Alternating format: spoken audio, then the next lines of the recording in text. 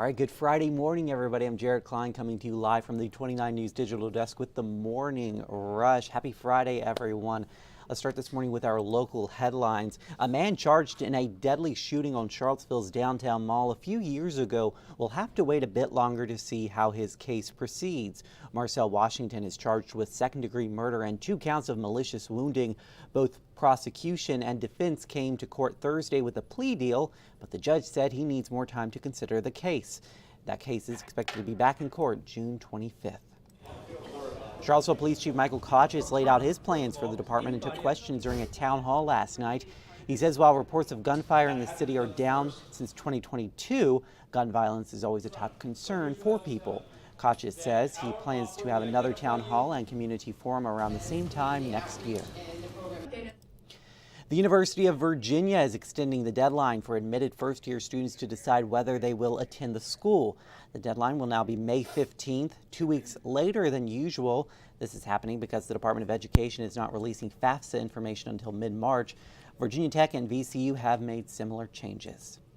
And Bennett's Village is one step closer to creating its inclusive treehouse at Penn Park in Albemarle County. The treehouse is designed for children of all abilities to be able to play on. After 5 years of fundraising, the nonprofit raised more than $500,000. It is now aiming to begin construction in April. The treehouse will be on the back side of the playground and should be ready for kids to enjoy this summer, which I don't know about you, but I'm counting down the days until summer. I'm ready for warm weather. Oh, yeah. Yeah. Okay. So, people that live to 100 years old, centenarians, there's a lot that, we can learn from them on how they've lived so long. So, for instance, some of them, this one man, Leonard Samuel from Baker from Scottsdale, Arizona, said, choose the right partner. So, that's... You'll be happier in the long run. Yeah, for sure. Yeah. Do what you love, so find a career that is your passion. Don't neglect your education. Stay true to your principles. Think positive. Keep asking questions.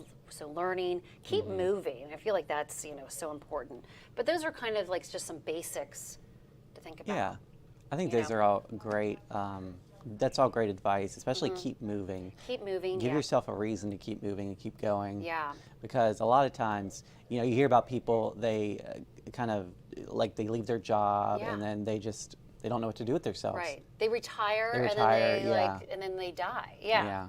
So moving, and I also think staying positive. Yeah. Having that positive, aspect or mind is really important too.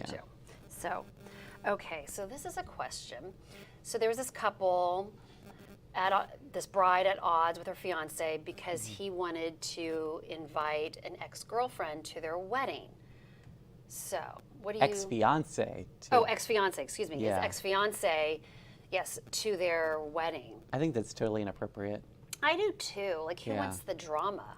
I mean, if the wife is okay with it, I can understand. Yeah. But if she's not okay with it, then why push it? Right. Like, completely agree. yeah. But they're not talking, evidently. Who? This couple. The couple, they're not talking? The bride and the groom. Oh, that's not good right before the wedding. No. So it just kind of, I've been to weddings where an ex has been there. Yeah. I don't know. I feel like if it's an ex, it's a different story than an ex-fiance. Right. See, I feel like that makes the situation a bit different. Yeah, and I feel like, if everyone's okay with it, that's fine. But if like one person is not okay with it, then no. Yeah. Anyway. Okay. And we have to end on a sweet note. Choco Tacos are coming back to Taco Bell. I've never had one, but it looks amazing. I have not either, but that does look so good. So I guess it's kind of like a Klondike bar in a way. This I guess it's more like a dessert. It's a dessert. It is a dessert, yeah. Huh.